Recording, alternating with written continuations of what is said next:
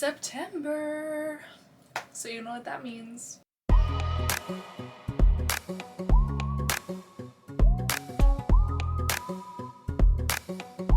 I am nervous. I will admit, I'm very nervous about this. Third time's the charm. Hopefully this will be my year. I read 27 books in August, so I'm hoping that 30 books will be no biggie for September because I'm very behind on my reading goal. I heavily debated doing this year, but I think I just need to get it over and done with. I am, let's see, 20 books behind schedule, so hopefully reading 30 books will like put me back on track for the year for my 150 book goal. So I've already started. It's technically the 2nd today, but I kind of like needed a me day yesterday, so I wasn't too crazy. I didn't even finish a book yesterday. I started 2, but that's kind of where I'm at. And these are like the same vibe, 2010 vibe. I want to say, let's see when these are published. 2012, okay, fair. And this one I feel like is after that. 2015. Okay, so they're like my high school vibe, which is totally fine, but I am halfway through Sweet Evil by Wendy Higgins, and I'm having such a good time with this. This is genuinely so good. I feel like these both are also like just Twilight vibes, but this one we have our main character, Anna, and she is half angel, half demon. Her mom was an angel, her father was a demon, and she's kind of like figuring out what that means via this drummer from a band. I don't remember his name, Caden. It's spelled super weirdly and they say it kind of funky in the audiobook, but they're all Nephilim, but his father was a demon and his mom was just like a regular human. So like he has some of the same abilities she has, but she also has some other ones that they're discovering, and he's like, I can't do that. But they don't know if it's because her mom was an angel or because she is female, because female and males have different ones. So it's very complicated, and the tension, the spice tension is just like a lot. Nothing has happened. This is not a spicy book, it's a YA book, and I've had it for so long, like I just need to read it finally. So here we are, and I'm actually having a really good time with this one. The other one that I've started for like my day 2 book is Sisters of Blood and Spirit by Katie Cross. This was the beginning of the blank of blank and blank. If you couldn't tell. So for Sweet Evil, I'm already like in chapter 16, so I'm like 230 pages in, whereas this one I've only got 27 pages into this one, but this one is much shorter. I am reading this one physically and I am listening to the audiobook on this one, but this one is the girl on this side. She has like white hair and is like kind of tan, and I don't know why they use the blonde girl, but whatever. She is alive, and her sister with the red hair, who's kind of pale, is dead and a ghost. And I don't really know what happened, but basically when they were born, because they're twins, the one with red hair her name's Ren. She was stillborn, so she was dead, but her sister has always been able to see her, so they grew up together just with like her as a ghost. And it's kind of funky because she kind of like lost her mind. She went through like her teenager depression angst because she gets bullied so much for still believing that her sister is with her, that like people were like, this girl's crazy. So she tried to join her sister in the afterlife, and so trigger warning for that. There's a lot of talk about death and dying in this, and suicide and those conversations, and it's not like a heavy thing, but it's definitely there. And I'm literally only 26 pages in or whatever, right? 27 pages in. I'm on chapter 2 and we've already dealt with so much, so just FYI. But I'm excited to see where this one goes. I think I'm gonna try and finish Sweet Evil first, and then I will move on to this one. But this is kind of the vibe. It's like dark Twilight 2010 vibes. So that's what we're at. But I've had these books forever. It feels like I've had them forever, and I would like to get them finished. For this rear, my rules are kind of more relaxed. I have a bunch of books that I have picked for this, but I don't plan on really sticking with any of them. I'm gonna be very lenient, and if I just decide to switch to another book, then I'm gonna switch to another book. But there is one book that I'm gonna try to read the entirety of the month. I haven't started it yet, but it is like a book club pick that I have, and that is Babel by R.F. Kuang. And I am nervous about reading it because this is like my Fairy Loot edition, and I don't really want to get the audiobook. I'd like to physically read it, but who knows what's gonna happen. Maybe I'll get see if there's an ebook or something and read that, because I'm just nervous to wreck it. It's gorgeous. This is just gorgeous, okay? So this is like the 31st book I have planned. If I get through it, I get through it. If I don't get through it, I don't get through it. That's fine. And this is just something that will be talked about in the background, I feel like, but it's not like my main books. I have not started it yet. It is a long weekend. See, the reason why also yesterday was a self-care day is because like I still had to work yesterday, so like there wasn't a whole lot of time for that, and I ended up just being really in the mood to watch TV, which is really rare for me, so I try to like take that as an opportunity to get through something. So I was watching Young Justice, and I feel like I'm all over the place. So that's why I didn't get through Sweet Evil yesterday, even though it was my pick yesterday. But it is a long weekend. I have 3 days to catch up on 4 books or read as many as possible. I'm not limiting myself to 1 book a day. If I finish a book that day, I'm going to keep going, because that's how I read so much in August, is I just was like, okay, on to the next, on to the next, on to the next, and that is perfectly okay. I don't have a whole lot of graphic novels picked this time around. I only have like 5, maybe 6, so it's gonna be a lot, and I am perfectly okay with that. I have not done my bullet journal spreads yet. I have to work on that, and hopefully I'll update you guys when these are done. 2 books at a time, but I am very excited. This is looking up to be a good month. If it's not a good month, I'm gonna lose it. Let's hope for the best. I have good thoughts. Let's put good thoughts out into the universe. Oh my god. I'm so far into this. What the hell? It is Monday now, so it's day 4. So I have my 4 books that I'm working on. I did finish Sweet Evil, so we'll talk about the good stuff first. And I gave this 4 stars, and it was honestly super enjoyable. I genuinely cannot wait to read the next ones. And I was like, why don't I read them in this vlog? That's not the point of this vlog. The point is to read physically books that I've had forever, or like things that I've been meaning to get for forever, that are just kind of like have been sitting here for ages. So I can't, because I don't own the rest of them, but I will continue on with the series because it was genuinely really good, and I would love to know what happens. I would love to know how she defeats like the dukes and the demons, and how she's going to use this sword that she has, or dagger that she has, because oh, so good. Anyways, and like I want to know what happens with the man. What's his name? Rowe? No, that's his last name. Caden Rowe. Sorry about the washing machine. Jesus Christ. So that was book 1, day 1.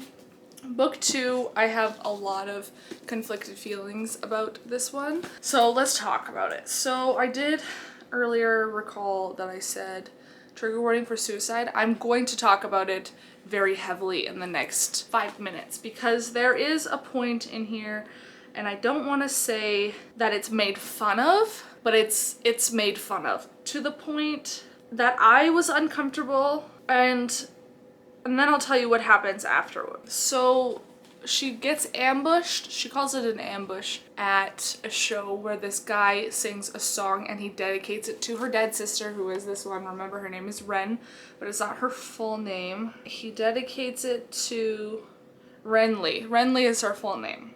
And so he says that, it's his last song, and then she gets very upset at that, just being like, why is this dedicated to my dead sister? Why does this man know my dead sister? So he starts singing, and this is the lyrics that he says. Did you think of how much it would hurt her when you cut down to the bone? I felt her pain calling out to me like it was my own. And it was basically like, did you think of other people when you decided that you wanted to be with your dead sister for the rest of her life? Or for the rest of your life, or whatever? I don't know. Like, I don't know how to phrase that, but it was like very aggressively like, fuck you, think of other people, when it was like, this wasn't about you. And I'm just like, you can't, like, this third party person that you've never had a conversation with calls you out on your suicide because your dead sister went to him for help. This was like, I wanted to barf. I felt so disgusting like reading this, and I've only gone like another 30 pages from this, and it is still not the greatest. I have this book and the next book that I was ready to read, but if this just like continues being on the path that it is, like, I won't finish this. I will DNF it, and I won't read the next one, because that was just like so, like, it hurt me so bad to read that. I hate when people make fun of people for like almost dying and like feeling like that's the only way they have out. I hate when like there's another book that's called Choke that I tried to read ages ago, and this girl literally chokes on a carrot and almost dies, and then she gets bullied for almost dying and they call her Choke, and it's like a whole thing. This just feels like the same thing to me, and I don't know if I can get through this because that was awful, and I know it's not the point of this, but holy shit, you don't make fun of somebody for that. That was too far. Took it way too far. So anyways, right now, and then to make matters worse, after that happens and she's like, you guys fucking cornered me. Like, she literally went to a mental institution after this. Her parents put her into a mental institution after she tried to commit suicide because she's been talking to her dead sister her whole life and won't give it up. And people are now, she's come back and she's like getting made fun of for trying to die. Like, anyways, this is probably a really heavy topic, but immediately after, they're like, we have a ghost problem. We've been attacked by a ghost. We need your help to get rid of it. And she fucking agrees. Immediately after, like literally 5 seconds later, because he puts her hand on his scars that he has that only she can see, where the ghost attacked them, and she passes out, and then they just like decide to help these people. Like, if somebody like did that to me, genuinely, I would leave. Like, all right, I'm not done school, I'm a runaway now, or I would be fucking homeschooled. Like, screw that. This is ridiculous. For like, I don't know, are they 16? Maybe 15? She says she's too young to drop out, so maybe 15. But like, Jesus Christ. I'm very upset. I don't recommend this so far. My day 3 book, which is a bit better than that, I've picked some spooky books. It was Asylum by Madeline Rowe, and I am on chapter 18, so I'm like halfway through this bad boy. This thing is creepy. It is following Dan, who is going to like a summer class thing before he starts his senior year, and he's met some people there, and they're kind of like having a good time taking these classes, and every week the classes change, so you're learning something new every week. And the dorms and the building that he's staying in, though, was this asylum that used to exist, and they've stuck around, found some creepy photos, and now are getting like creepy messages, having scary dreams, and just overall having a terrible time because they've stuck around, they fucked around and found out, basically. And like, there's creepy pictures in here. Like, this is the one girl, she's drawing, and she drew some of those pictures, and it's just freaking them out. This is the other guy. He likes math. He's just kind of scribbling all over his page. And then there's also just like general creepy pictures. Like, it's basically a picture book of the asylum and the pictures that they find in here and like where they're going creeping and stuff. And I like that a lot. Like, I like that aspect of it. Even though I am listening to the audiobook, I feel like this would be a good physical read. And I'm probably gonna finish this before I finish the other one. I'm trying my best, but genuinely things are going too fast. Minds are being changed too quickly. People are assholes, and I'm not here for that vibe. Anyways, so since today is the 4th day, I have to pick a 4th book, and for that one I have picked Mary Underwater by Shannon Dulski, and this was a gift from Mark, so shout out to Mark. I'm very excited to get to it, but I also feel like I'm going to be crying like a baby. So we'll see, but it looks very cute. There's some like cute little art in there at the beginning, and we'll see how it goes. I have no thoughts. I've tried not to like look at it or read the back because I want to be surprised. I think I read like a little bit of it, the back, but it just looks like a fun vibe. So this is the book for today. So today hopefully I'll make up my mind about this, and then I will get to this and finish this. So if I finish this, DNF that other thing, and start this, I feel like that's a very good start to the day. It is also raining, cloudy, miserable, and smoky as hell. Like, I can't open a window because it's so smoky right now. The world's on fire. So I honestly kind of hope that some areas get like enough snow to stop being on fire, because this is kind of getting ridiculous. Like, we need winter purely for the fact that the world can calm down. But I've also watched videos that we're gonna have like a really shitty winter, like mostly in like eastern Canada, like a bad winter that people my age have never seen before. And some of the people who have been describing it, and if this is like based on like farmers and beekeepers and stuff. It's not anything anybody else is, like, this is people I trust personally. They're like, it's gonna be like an Albertan Saskatchewan winter. And I'm like, oh, we can handle that. Like, I can handle a shitty winter like that. There's no problem. Bring on the -50. Actually, no. I have to get the heat in my car fixed first. So please wait until my heat is fixed and then bring on the winter. If I have no heat in my car and it's -50, I don't know what I'm gonna do. That's a thought. Anyways, see you in the next update. It's day 7. It is 8:16 p.m. And I'm technically on track. Even though I haven't finished today's book, tomorrow I'll be behind because I didn't finish the book. But anyways, I'm going to talk about what I did read. I elected to DNF my day 2 book, I think it was. Day 2 or day 3? Day 2, which was Sisters of Blood and Spirit. There was another moment in this after kind of everybody cornered her, being like, why the fuck did you try to yourself? And it's just between her and the guy who saved her.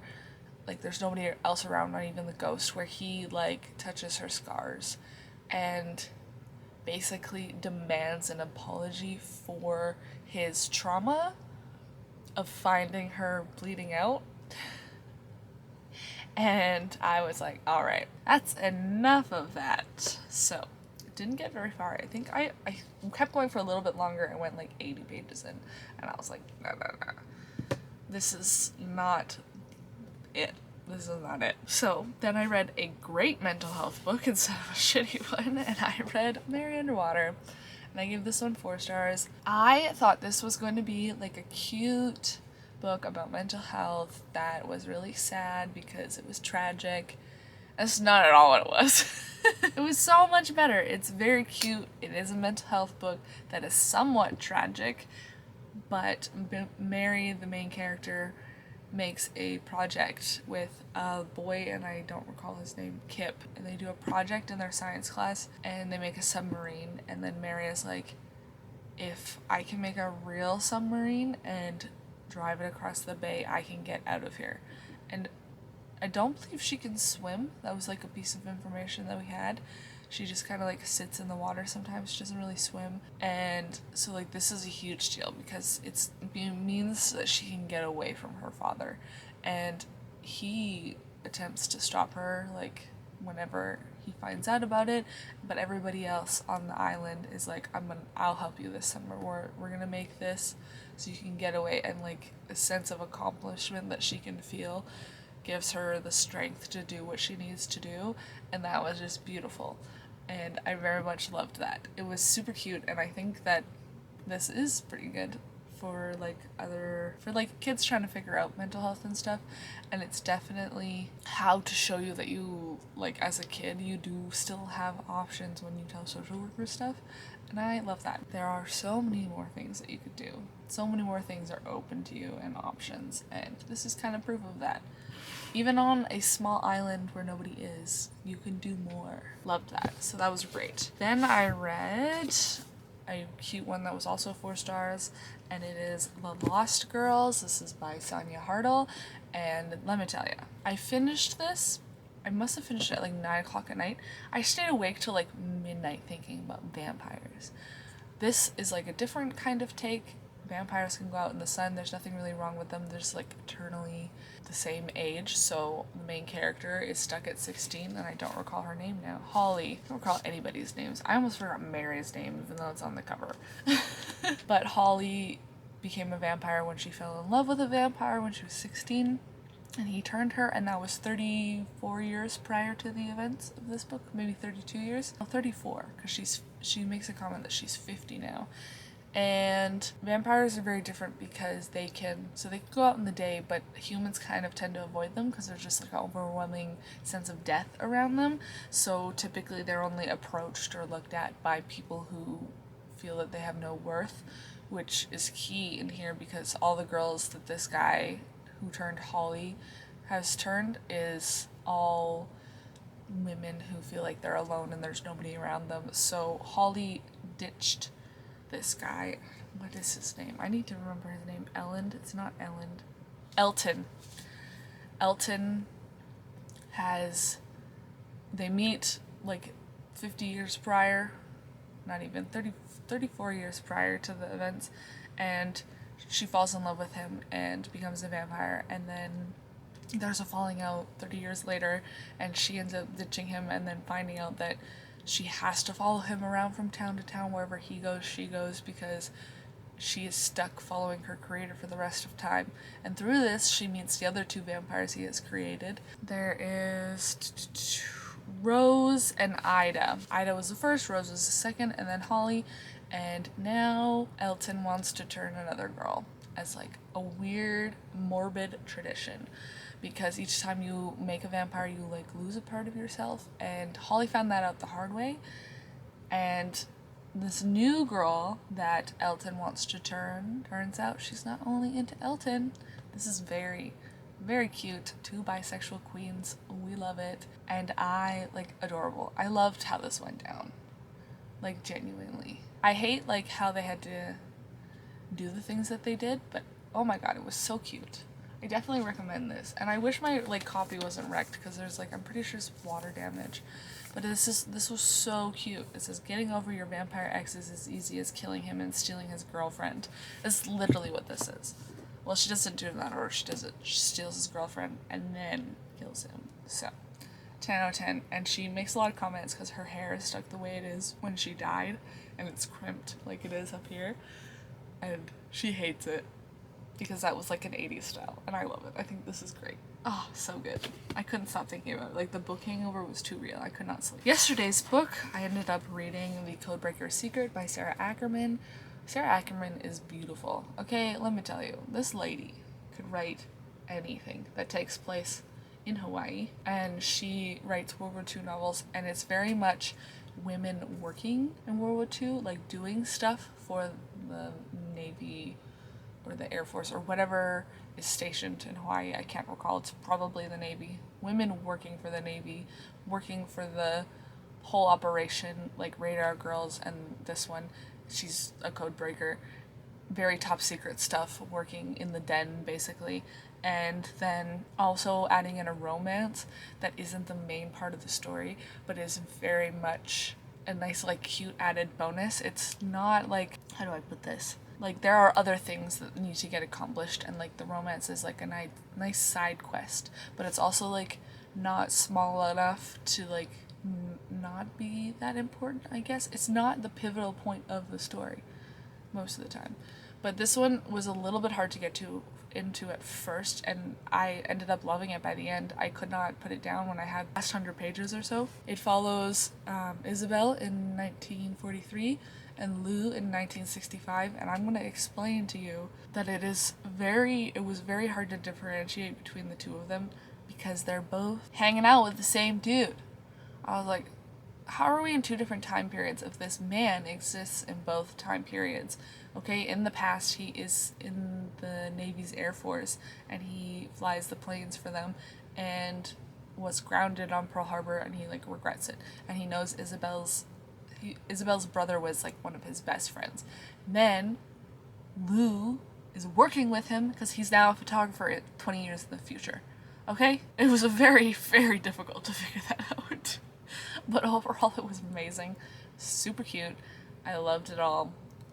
Like, I didn't think I was going to like this as much as the Radar Girls, but it ended so beautifully. And the last 100 pages of trying to figure out the mystery of, like, the murder that happened in 1943 and the murder that happened in 1965, and how they're connected, and how Lou and Isabel both know something. And it was so good. It was genuinely so good. I love it. 10 out of 10. That's where I'm at right now. Today's book is, I have the physical copy, but it's 2 floors up, is Wicked Saints by, what's her face? I don't recall. Emily A. Duncan. And I'm on chapter 10 at 3 times speed. I have 2 hours and 35 minutes left, and I don't think it's going to happen today. I was very excited about this when I first bought it, because everybody was talking about it, and I thought it was right up my alley. And then I went and I looked at all the reviews that I could see on Goodreads, and people don't like it. I'm like, how did I hear so many good things about this, like, when it came out, and now I'm looking at it and everybody hates it? So I'm conflicted. we're gonna see what happens, I guess. I'm nervous. Y'all, I've been trying to learn how to paint via teaching myself and not really looking up any techniques or nothing. And I think I'm doing pretty okay. Other than I hate the blending there, I'm pretty pleased. There's one art piece.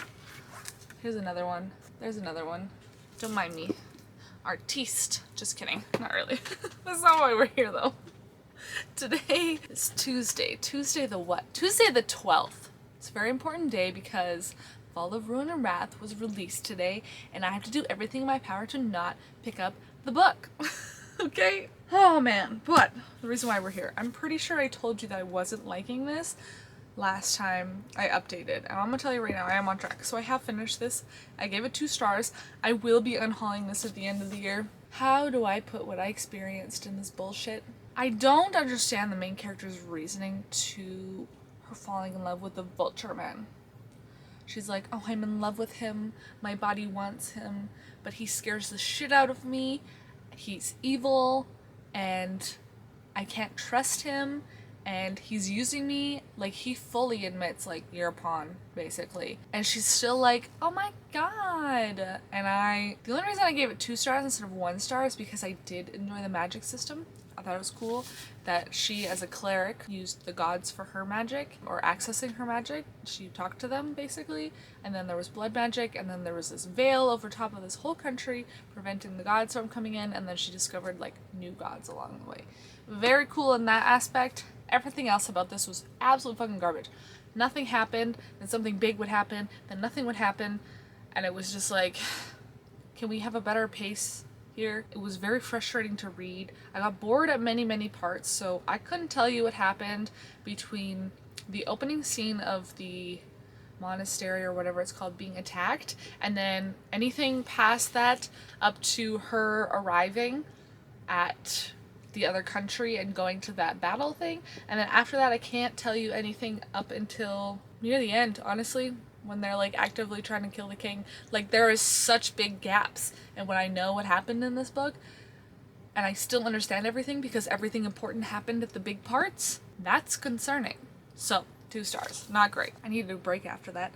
And on Saturday I had D&D, so I elected to go for, I want to say lighthearted, it's not lighthearted, a light book.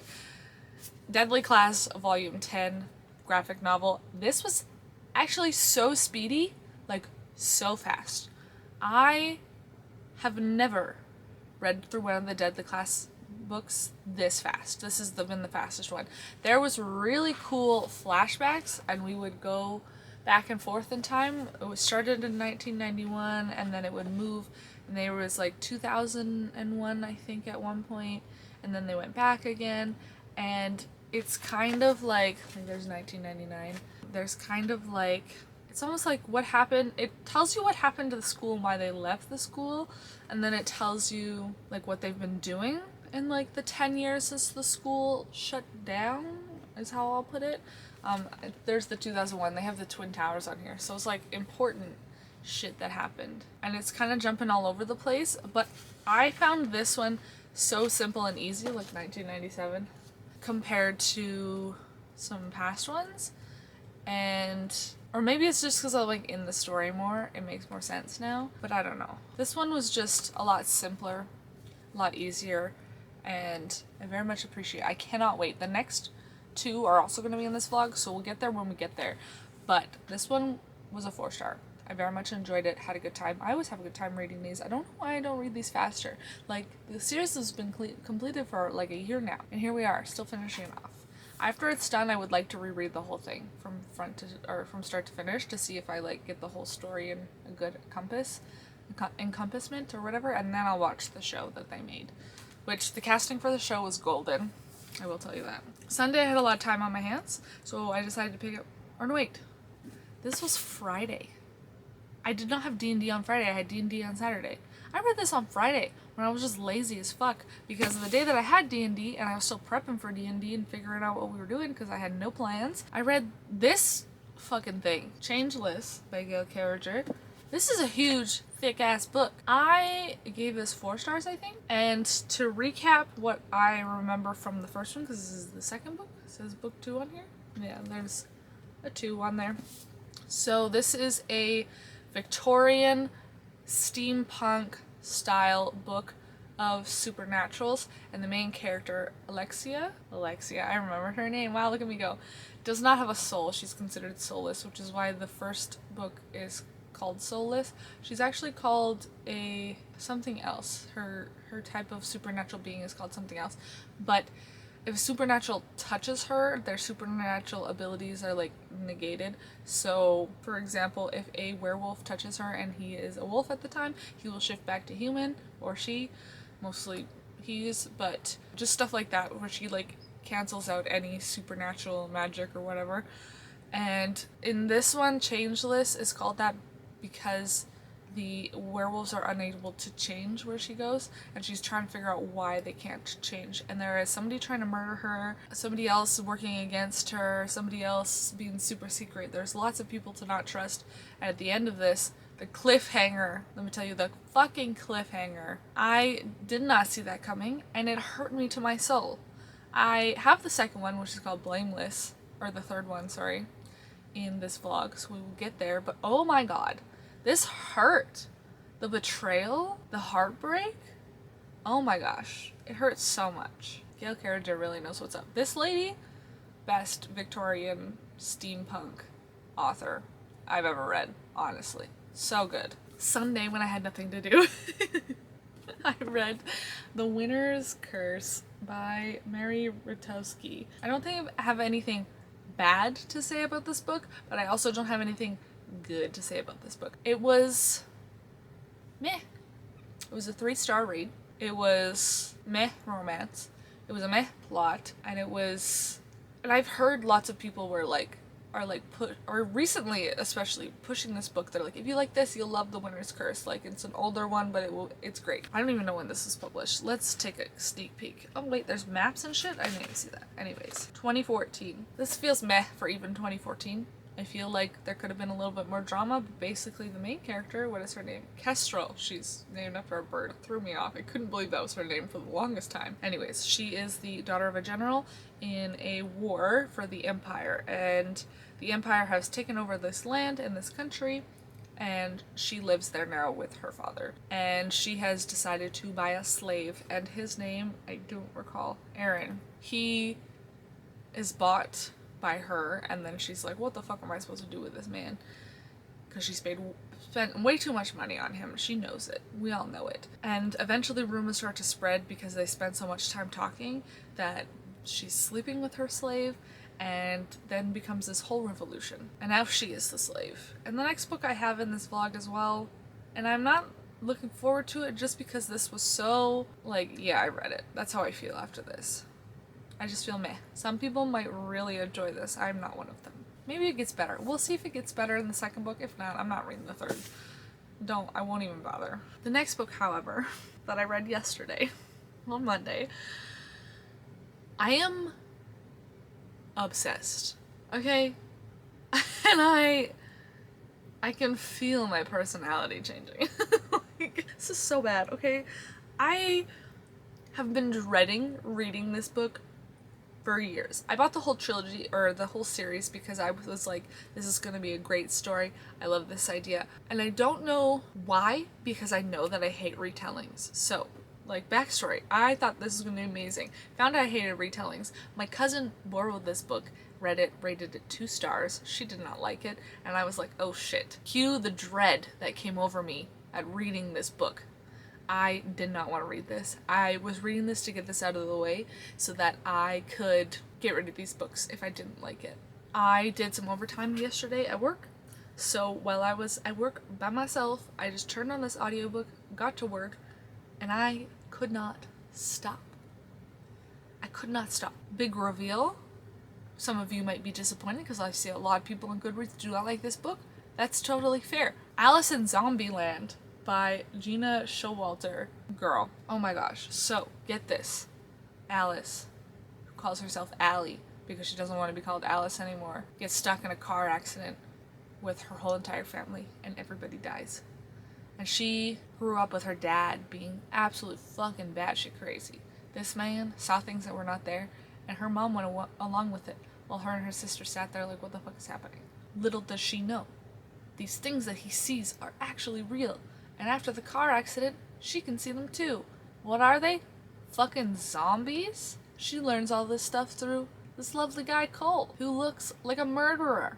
When she introduces this man to the universe, she's like, wow, this guy looks like a serial killer. I should really stay away from him. Proceeds to fall deeply, head over heels in love with him. That's my kind of romance. This shit was so good. I don't know what it was. I could not stop. Like, I literally sat in my car and just listened to the audiobook because it's all I had. And I couldn't stop. Oh my god. This is not going to be for everybody. Most people are probably not going to like this. But my little gremlin brain took it full swinging, ran with it, and now I have to read the rest of them. Like, I will not survive. This was so good. Oh, I hate that it was good because I was dreading it so much. And I made myself think that this was going to be just the worst. And now it might be one of my favorite things that I've read this year, which is so sad. There are so many better things. Objectively, this book is not good. It's not well written. The pacing is a little funky, but I can't get enough. I need to read the next one. So the next one might be in this vlog. I haven't decided yet because this was not one of the original books that I had picked for this vlog. This was one when I went, I don't really want to physically read anything right now. I'm going to listen to an audiobook I have instead. This is what I picked. Holy shit. And then after that, I decided I wanted to be in pain. So I read Pillow Thoughts by Courtney Peppernill. This is in sections. It's a poetry book, okay? I don't read a whole lot of poetry. I read like maybe 2 or 3 collections. I gave this 5 stars, okay? I didn't even read the whole thing, I'm gonna be honest. I was skimming a lot of stuff, so I decided to pick the sections that I feel like would have pertained to me. So I said, If You Are Dreaming of Someone, I liked, but I didn't love. And then I skipped over If You're in Love, If You're Heartbroken. And I went to If You Are Lonely, If You Are Sad. And then I skipped If You Are Missing Someone. And then I said I read If You Need Encouragement and If You Are Soul Searching. And the If You Are Sad and If You Are Soul Searching sections embodied my thought processes and my life and are exactly what I needed to hear right now. I have been low-key depressed since April, and this hurt my insides in such a good way. Like, I genuinely needed this in this moment, and I love and appreciate everything that was said in here, and I would like to reread it and draw all over it and highlight everything that I feel like I need. I did highlight a couple things and I drew a couple more things, but there was just so many things that I was like, I love this, I love this, I love this, I love this. And I have therapy on Thursday, so we can definitely talk about that. That's just where I'm at right now. Where's the one that I really, really liked? Here it is. Is it this one? It was this one on page 125. It says, even if your sadness feels quite heavy, the truth is, it is just a paperweight. Learn to turn the page. And I was like, oh fuck. I hurt. Just tore me to pieces. And then I was trying really hard not to cry. And then I watched a really sad video on Twitter. And then I cried. So, there's that. Anywho, that's my update. I've already started tomorrow's book. And I will talk to you when I know more because I got to like chapter 5. I didn't get very far today. And I'm very tired. I need to go to bed. I need to go get gas first and then I need to go to bed. But I hope you're all having a good month so far. I feel very accomplished. I'm at like 92 books now for the year. And I feel so much better about my reading. Like, so much better. I can't even. It's so good now. Dudes. My dudes. I've read so much. Today is the 20th. So much time has passed that I had to go back and rewatch the last clip because I couldn't remember which book I ended on, and it was Pillow Thoughts, I think. So we're gonna move on to what I read next. But I've read 1, 2, 3, 4, 5, 6, 7 books. It's been a week since I updated you. Sheesh. I've been saying that for the last like 3 days and I hate it. Ooh, God. Okay, so after I read Pillow Thoughts, I read semi-garbage book called Storm Siren by Mary Weber. I'm conflicted about this. The magic system was great, and I liked most of the characters in here, except for the main character. Didn't like her, but I did not like the concept. I did not like the world. I did not like what they were fighting for, and I will not continue the series, which is really upsetting. I will be getting rid of this book. I couldn't even tell you half of what happened in here. This was very much like a book where stuff happens, then it's boring for 100 pages, then some stuff happens, then it's boring again for 100 pages.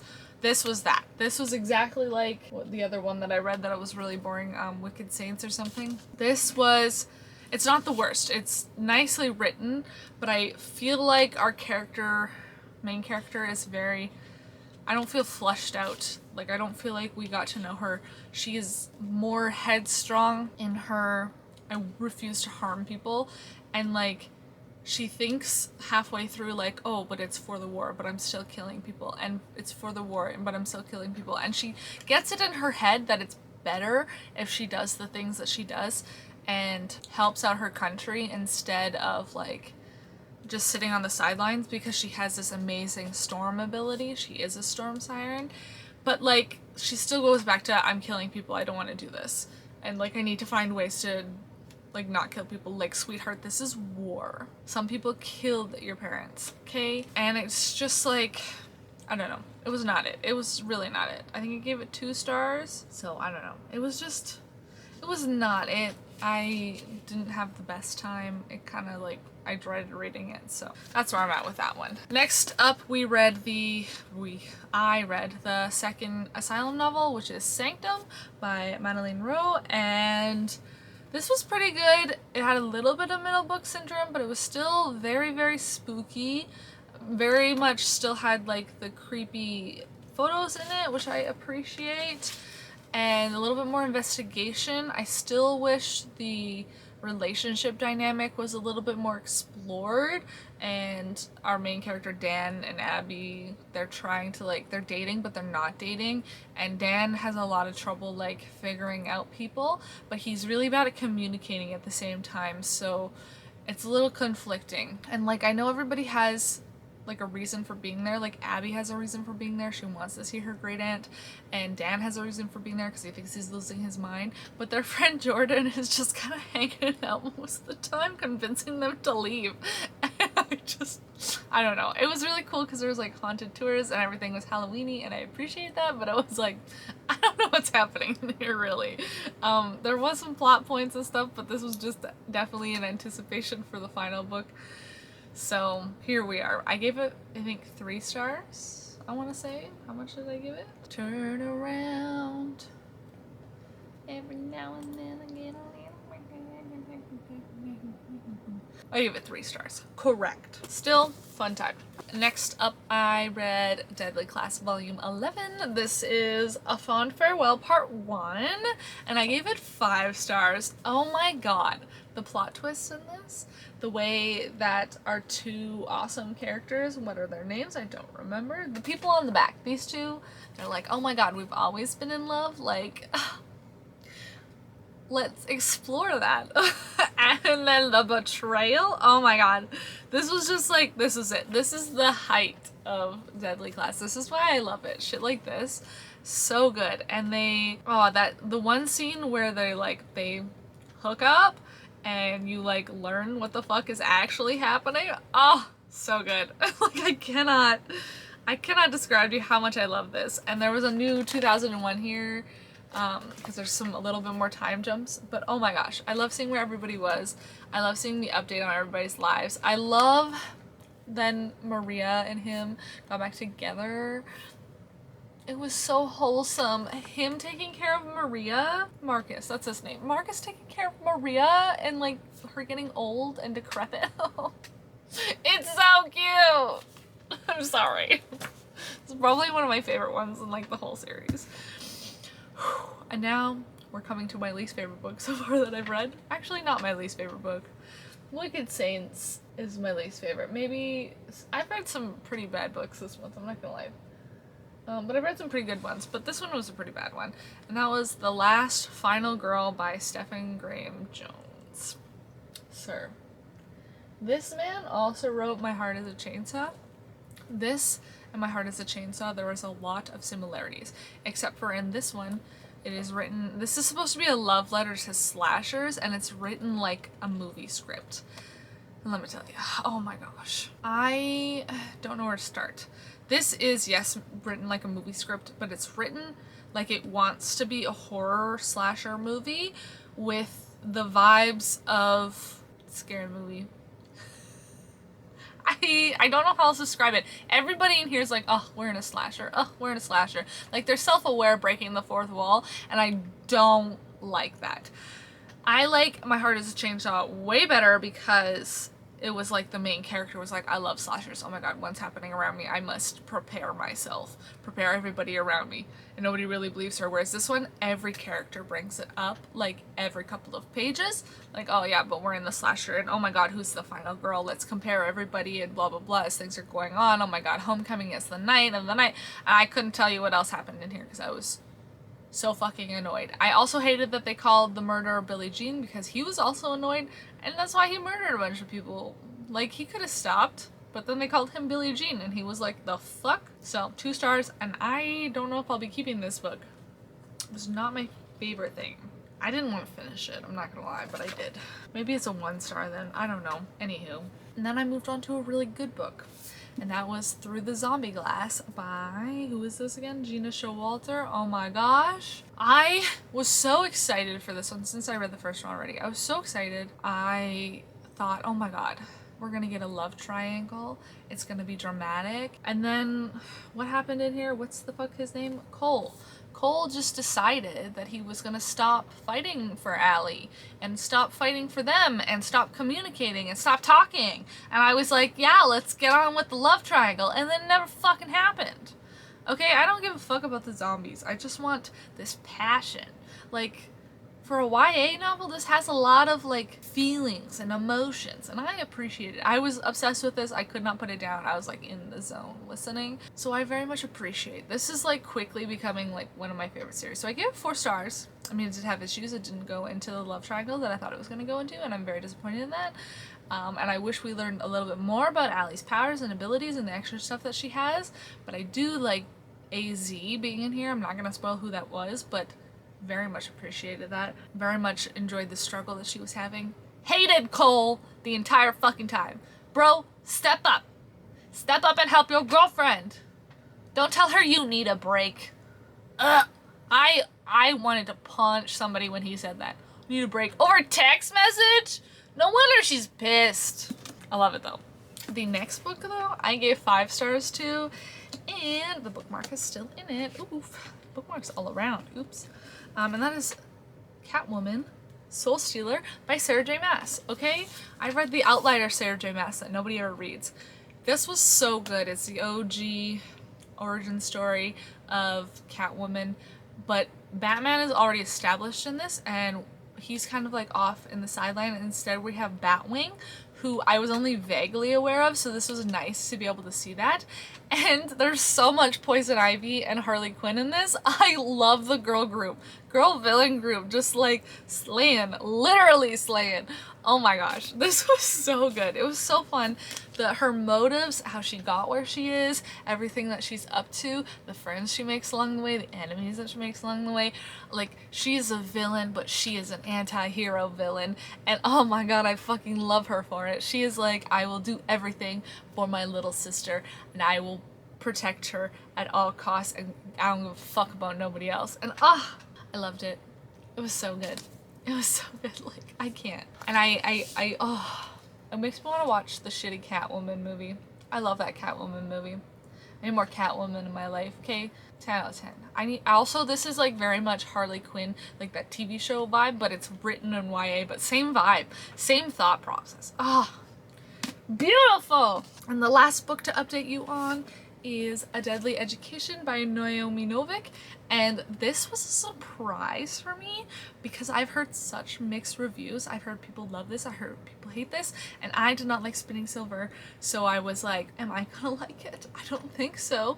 And newsflash, I did. I gave it 4 stars. This is such a creepy, the school's out to kill you vibe with a main character who's just spiteful because nobody's ever liked her, so she's just given up on people in the world. And I loved her for it. Like, to the point where when she's being nice to somebody, they're like, what the fuck did I do?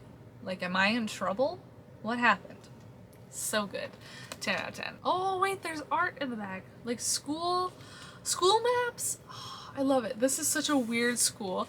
The only problem I kind of had with this was there was a lot of characters to follow because there's like thousands of kids at this school, and the graduation thing that happened was very hard to follow. I don't know why. Maybe it was because I was listening to it while I was at work and trying to pay attention, but it was a little concerning.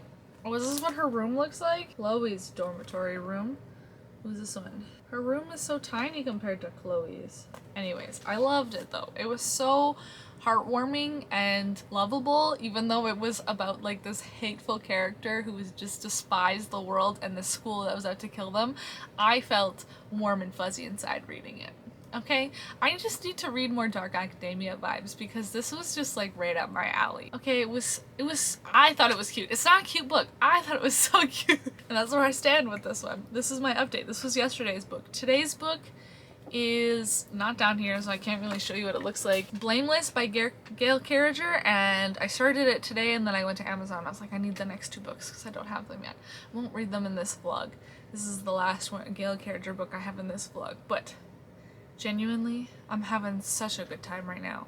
And I'm still technically on track because today's the 20th and I haven't read the 20th book yet.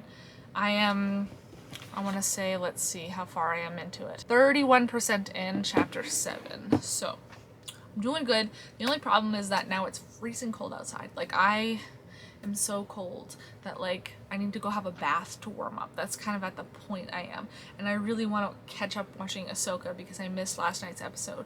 And I really want to watch that, but I gotta finish. I've got 8 hours left, so that's like 2.5 hours of listening, 2 hours and 45 minutes maybe. So I might take a bath and then finish listening to this, and I'm just like having a good time doing nothing really but reading right now. I'm doing so much nothing that my computer just turned off. That's my time to go, but this is such a good month. You guys have no idea. I feel so whole and complete and mentally okay right now. It's a miracle. An update. I am sick. Man, I'm so upset. I was like, I am gonna make it through. I'm gonna make it through September and not get sick. I was like dead determined that I wouldn't, and then I woke up on Sunday the 24th and I was like, God damn it. And today's the 25th. And I feel like I should update. But I feel like garbage. I can't even, like, the brain power to even listen to something right now is just hurts so much. But as an update, I filled out like all my little books, so I know everything for sure is like set in stone now. And I'm working on it, but last time I updated you, I think I had just started Blameless. This was very much like a middle book syndrome type thing, which is weird because it's the 3rd book in the series, but sorry, I sound like garbage too. This was like, how do I describe this? I thought it was going to be this really cool adventure where she goes to Paris and she goes to Florence and she sees all these cool places and meets all these cool supernaturals, and she's being chased the whole way, and we get to learn so much more about herself and other people like her and other supernaturals and stuff, and it was not that at all. Which is low-key disappointing. I thought it was gonna be this really cool adventure of like learning and all that stuff, but it was really not. It was just her being chased and kidnapped and chased and kidnapped constantly. Crazy guy calling her the specimen. I did not like that. She didn't like it either, but still. So I gave this one 4 stars because I still love it and I liked the ending. The ending of this one made up for the ending of Changeless. So shout out to that. Still would have liked more. So there's that. But I still love the series. I can't wait. There's 2 more books. I ordered them. They just, like, the last one just came in today, the last 2 books, so I'm ready to continue on with this after this month. I'm not doing it anymore this month, but we'll get there. That made no sense. I'm so tongue-tied. This is gonna be, like, too much information, but I've had such bad acid reflux that I keep getting canker sores in my mouth, and now I'm sick, and now I just can't talk at all because my tongue has a canker sore and I am sick and I'm just tongue-tied. So apologies for this update, but here we are. After I read that one, on the 21st, my book was The Winter's Crime. I got how far did I get into this? I think I got about 50% of the way through this, and I was like, nothing has fucking happened. So I DNF'd it. There was no additional information. Like, I was looking at reviews and people were like, ooh, it's finally getting good. Like, this is the good stuff. I'm like, nothing happened. Nothing.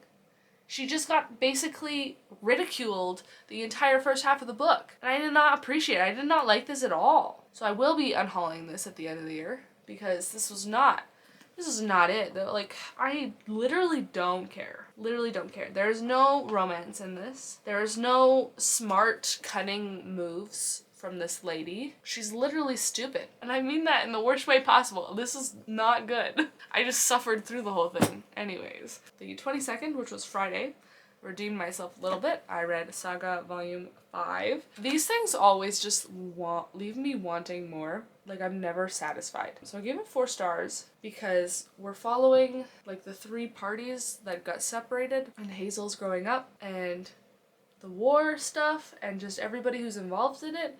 And I just, like, I don't know, I feel like nothing happened.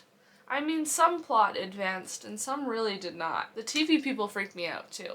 So there's that. But I don't want to tell you too much because this is volume 5. So you're missing out on a lot. But this is also, like, very inappropriate, I guess. This is not for children. This is, like, I hope it has a rating or something. It just says, oh yeah, rated M for mature. Yeah, this is worse than Deadly Class, which had a full sex scene. This got titties out. It's got some gross dragon in it. When I saw the panel with the male dragon, I was like, nope, I don't want to look at this.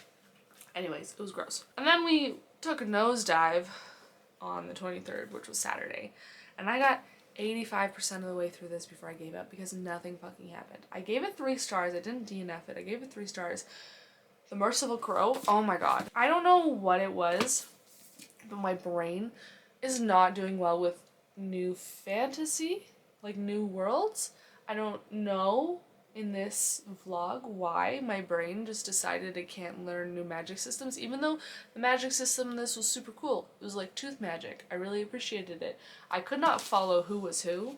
It was like phoenixes versus crows and all that stuff. There's a little helpful map in here to help you with it, but like, it doesn't really help at all. Just learning a new magic system and nothing happening other than them being chased like the first 80% of the book. Like, nothing happened. I got bored. I'm supposed to be having fun. Instead, I'm just bored the whole time. I feel like this is just like, oh, I started really great with some really awesome reads that I love very much, and now the end of the month I was like, wow, I fucking hate everything. Everything's making me bored.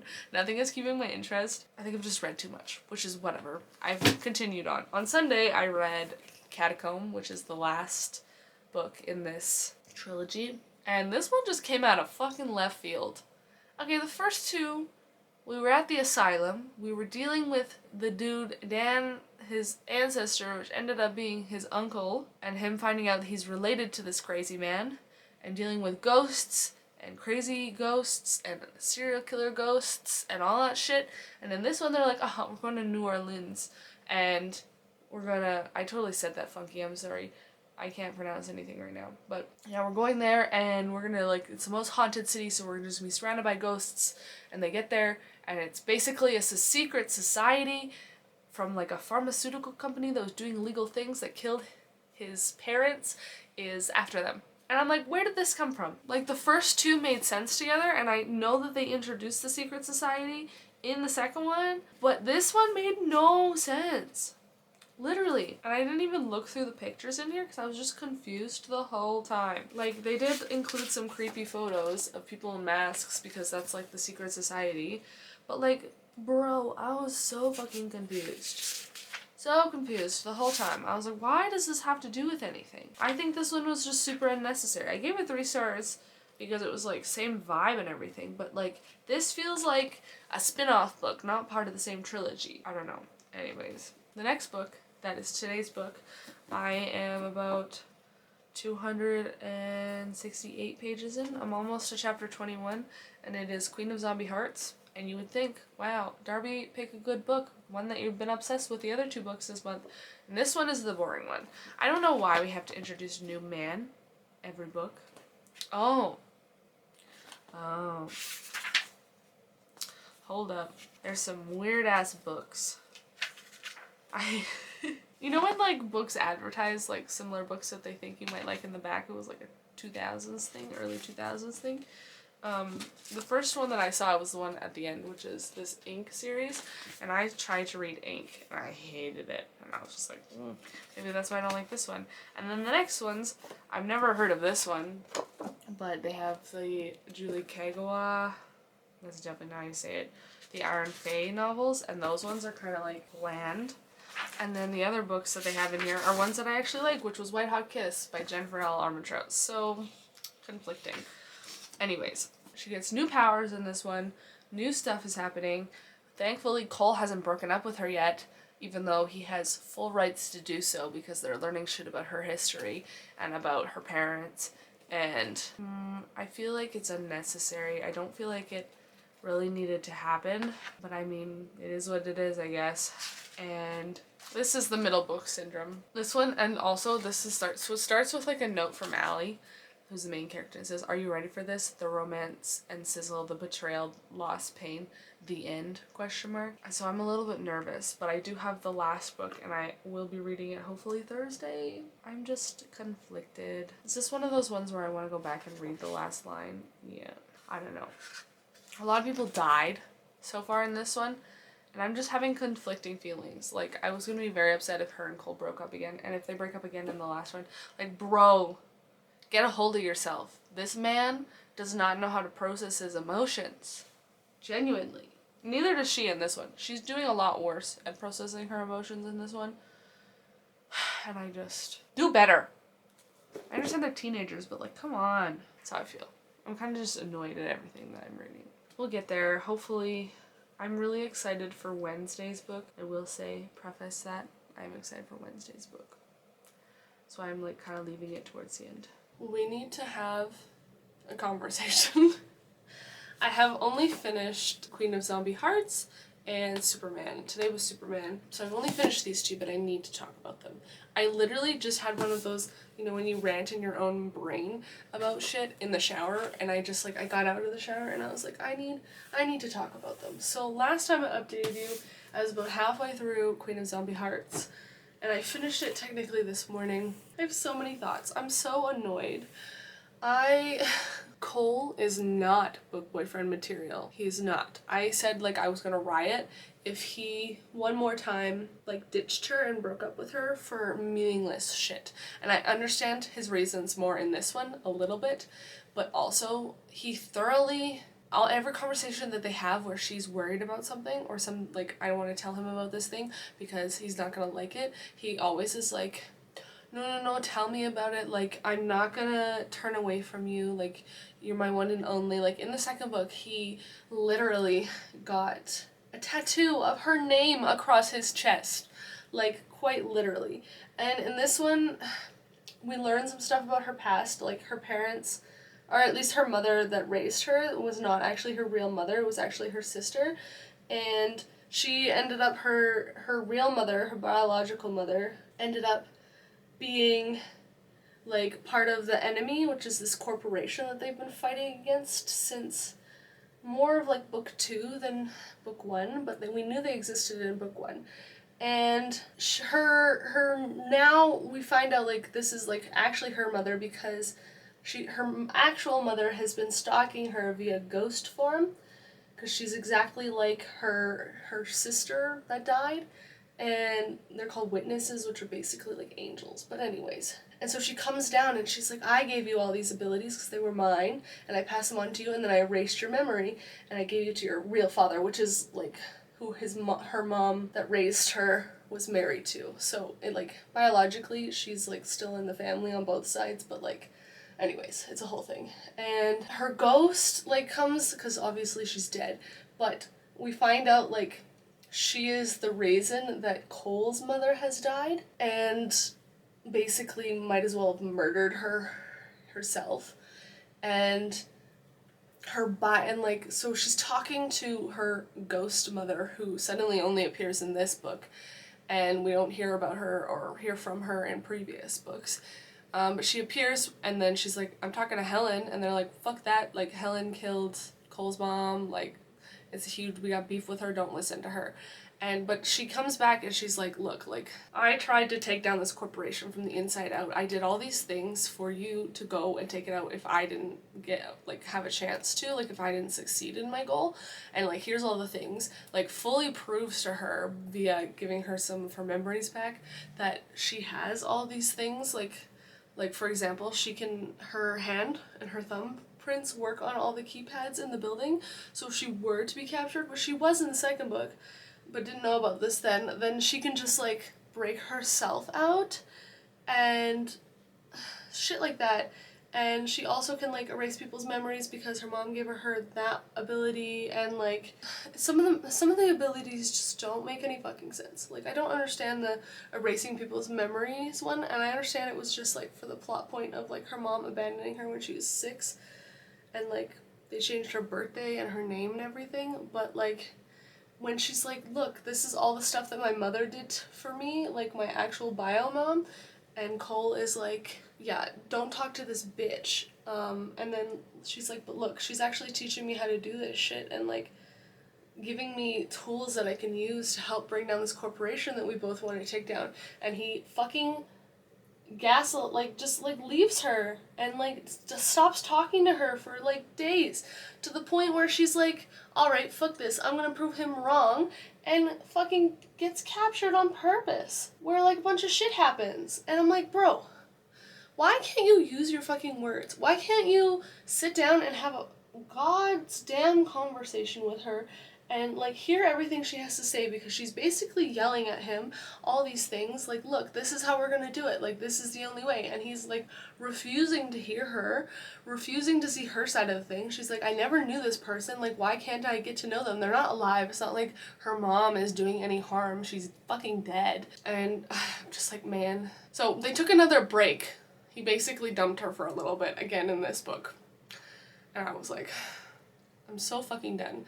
Like, I thought he was amazing in the first book. Like, I was like, this is a hot, steamy romance. I love this couple. Best time ever. And now I'm just like, I'm dreading the fourth book. Because, like, if they have a fucking break where he stops talking to her for weeks at a time again, I will lose my shit, like, genuinely. So I ended up giving it 3 stars, I think, which is the other 2 I gave 4 stars, but this one feels like an ending. The way that this book ended, it feels like this is their happily ever after. So I only can imagine what the fuck is going to happen in the next book. And yes, this is the 3rd book. The 4th book is called A Mad Zombie Party, I think? Yeah, A Mad Zombie Party, and I'm reading it on Thursday, so we'll see how that goes. But I'm genuinely like, seriously, that's how I feel about this one. It was not it. This was not it. About that one. Now we're going to talk about Superman, which I gave 2.75, technically 3 stars, but this man, what is his name? Matt de la Pina? Pina? Sorry. I heard his name and now I can't remember how to say it. This man watched 1 episode of Smallville and went, I know Superman. I've seen, to be fair, I've never finished Smallville, but I've seen 6 seasons of the 10-season series, okay? And I pay attention. I watch Justice League, the cartoon and the movie, the shitty one and the good one, and I watch Young Justice, and I watch all the shit. Like, I've seen the old stuff, I've seen the new stuff, I pay attention, right? Like, it's not like I'm under a bridge and I don't know anything. But this is like an origin story type deal. All of them are. And all of Clark's personality is, yes, he's gonna save people, which is, yeah, who he is. But he's like, this is what my parents taught me, is to do good. And doesn't elaborate. That's all he is as a person in this book. It's dry. It's upsetting. It was not at all like the other ones. It's very, how do I put this? I had words when I was in the shower, but now I totally forget what I was thinking about. But he has no personality, there's no character development. Nobody raises suspicion at his super abilities before he dons the suit. Like, nobody is like, wow, Clark, that was super fucking weird. Like, some people give him looks like, huh? But, like, nobody questions it to the point where they're hyper-investigating him. And that's, I feel like, part of the fun of being Clark Kent before he's Superman, is people are like, bro, what the fuck was that? No, nobody does that here. They're just like, oh, okay, yeah, Clark can do these things, right? And I didn't like that aspect of it. I wish there would have been a little bit more investigating. And there was extra characters in here. They did have Lana, which I appreciated. I love Lana. And then they also had, I want to say Brian, I think is his name, as a friend that he has. And everything about the Brian storyline is relatable, but I don't like that he's friends with Lex Luthor. I like the way he meets Lex Luthor in Smallville because they become instant friends, and then Lex Luthor's like, but I'm investigating you. And I miss that because that was such a good aspect of it. And another thing is that this book revolves around people being racist, and I hated that. Like, in this series, I don't recall some of it, I will admit, but like the Smallville, because I went into this like feeling the Smallville vibe, so it feels like, yeah, he watched an episode or two before he wrote this, or at least he knows the concept. So the vibe started being there, but then the minute they're taking illegal immigrants from Mexico and they're turning them into soldiers, and we have to save the Mexicans, and people in here are super racist, and they like point that out several times, that everybody in here is super racist, and it just revolves around that plot point. I hated that. I feel like there could have been a better way to tell this story, and this was not the way to tell this story at all, because it points him out to be like this white boy hero, and points out the fact that, like, I need to put this into words so that it makes sense and not is like mean, but it's like the yes, I've saved all the immigrants white boy hero story, and that's not what Superman is. He's the small town farm boy that people can relate to, big time city hero. Not the giving him an identity of, like, you guys get what I'm saying, right? Like, you get the point I'm trying to make here, where he is not, they're making him in this book specifically to be just literally like the white boy hero. That, like, all of the immigrants couldn't save themselves, and they couldn't help it, and they're all hopeless, and oh my god, here comes the white boy to save the day. Even though he's a Kryptonian, I don't give a fuck. That's what it was. This is it. And it's not a good thing to paint a picture of. This is not a good story. It was published in 2019. They should have done better. Like, that's not, and I don't, like, we need to stop with this kind of storytelling and do better as a society, because, like, they shouldn't, I don't know. I'm gonna, like, ramble now and make it worse for myself, but I hope my point is coming across and you guys understand what I'm talking about here. That this was inappropriate and should not exist in 2019 of the fucking time. But I also forgot that there's, like, posters in the back of these books, which I forget every time. Let's see. I mean, and it's a pretty cool poster, so I do appreciate that. But I also was like, the way that he got his suit and the way that he, like, deals with his family. Like, his dad is alive. I just realized that right now. There's no tornado. His dad didn't die. His mom and him basically made the suit together from the spaceship parts. There was only one attempt to take the farm and find the spaceship from the rich people. Like, this wasn't Superman to me. This is not canon. This is awful. So, 2 books that just upset me very much, but the stars are looking up because tomorrow's book is Turning Darkness into Light by Mary Brennan. This is a spin-off of, I think, Isabel's granddaughter from A Natural History of Dragons. The Memoirs of Lady Trent is basically what they're called. So those were 1, 2, 3, 4, 5. Wait, 1, 2, yeah, there's 5. This is like the 6th book, but it is a spin-off. and I'm very excited to get to this. I hope this will just make it all better, but then I have to go back to a mad zombie party, so is it really gonna make it better? Probably not, but we're gonna try. Welcome to the end of the vlog. It is September 30th, and it's about 5 p.m., and I'm saying I'm done. Okay, so let's go over what I read. I'll show you all my stuff first. I'm not going over every book. Okay, relax. We're doing the last 4 days, but I'm going to show you my spreads first. So this is my TBR shelf and everything that I read with their star rating, and then some of my reviews start there. This is my pages read, which I'm so happy with this. I'm so happy with the color scheme. I feel cotton candy. But more reviews. This is my spread with all the books that I read and their star rating, and then more reviews, and then more reviews, and then the last of the reviews. So let's talk about the last 4 books that I read. We'll start with Turning Darkness into Light. I gave this 5 stars. This was beautiful. I love seeing Lady Trent in the moment when she wrote her memoirs or was publishing them, and knowing that we got to reflect and like read those memoirs kind of with her, and this is like while she was publishing them. It was very, very cute, and I loved it a lot. I do appreciate there was like Audrey was holding her own. I love that she was like, what would grandmother do, and then do like the worst option, and her grandma is like, no, Audrey, no. Which is very funny to me. And I really love that the guy that really was like head over heels with her, that she didn't forgive him, and she was like, everything that's happened is your fault, you idiot.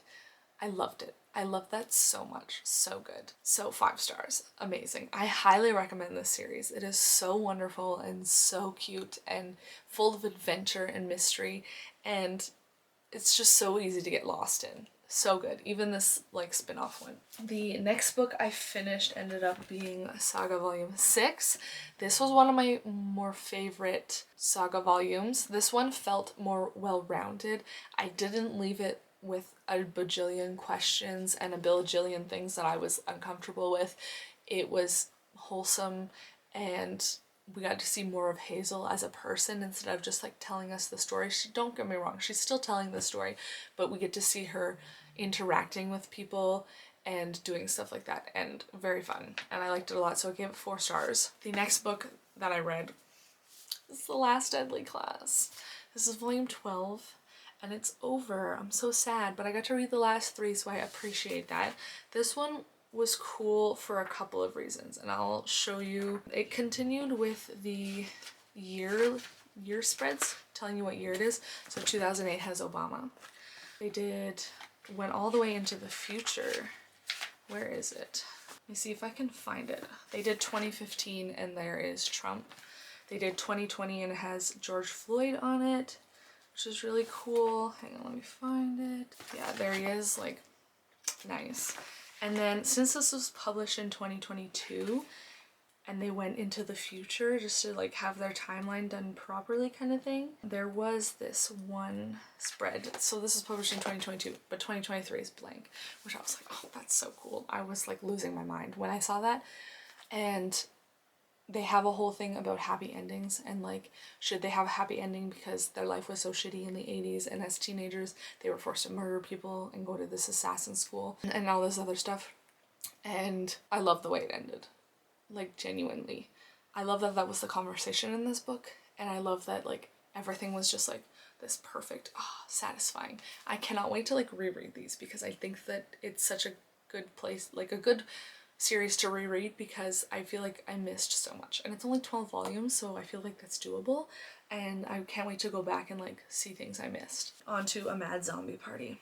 Girl, I have an hour left of the audiobook. I am on page 298, and I'm giving up. I'm gonna rate it 3 stars, but I genuinely just don't care. This book was very different than the other 3, like extremely different. It is switching point of views between Frosty and Mila, I think is her name. It's not really about Cole or Allie, which I appreciate, because Cole did not just take a break from her. I'm like, thank you for giving me that at the very least. And I might finish this in the future, but I genuinely don't care. The whole vibe is off. I feel like it's very different. I just don't care. Like, I have no interest anymore. The first 2 books were amazing. The 3rd book kind of like threw me off, and now this is just something completely different, and I am okay with that. I'm okay with not knowing because you know what? I didn't read 30 books this month. I read 32 books this month. And that's enough for me, okay? 32 books is enough. I'm not counting the other two. I'm counting them towards October. They still say I'm currently reading them on Goodreads, but surprise, I finished them. So if you see this, I read A Treasure of Darkness and A Soul of Ash and Blood. So I can totally count this as a read because I read 2 other books this month that I didn't even tell you guys about, and I'm not technically counting them for September. And that's a new record for me. So like, go me. I fucking did it. I did it. 3rd time was the charm, guys. 3rd time was the charm. I hope to never do this again. Even though this one was really awesome and I was staying on top of my books and like genuinely reading a book a day, I don't want that. I don't want this life anymore. So you're gonna have to pay me to do this again. Thank you, but no thank you. But thank you so much for watching the video. I hope this was satisfying to you. I hope it was good. I hope that everybody who saw this like the last 2 years and saw me fail miserably last year gets the same vindication that I have. That's not the word I'm looking for. I can't say that word. It's like revenge, but not. Anyways, I hope this is vindictive. That's not the word either. I can't talk anymore. I hope that this is satisfying and that you feel the same way I do. It's like I got my revenge on my books. So thank you. And I will see you all in the next video. Goodbye!